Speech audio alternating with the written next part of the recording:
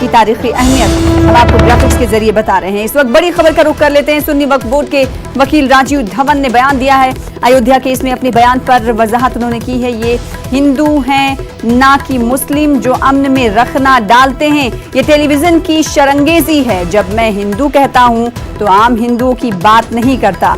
बाबरी मस्जिद के तनाजुर में कोर्ट में लफ्ज हिंदू का मतलब संघ परिवार है। अदालत में मैंने मस्जिद को मुनहदम करने वालों को हिंदू तालिबान कहा है। मैं संघ परिवार के उन ग्रुपों की बात कर रहा हूं जो तशद्दुद और हुजूमी तशद्दुद के लिए मुख्तस हैं। इस वक्त की बड़ी खबर आपको दे रहे हैं। सुन्नी वक्फ बोर्ड के वकील राजीव धवन ने बड़ा बयान दिया है।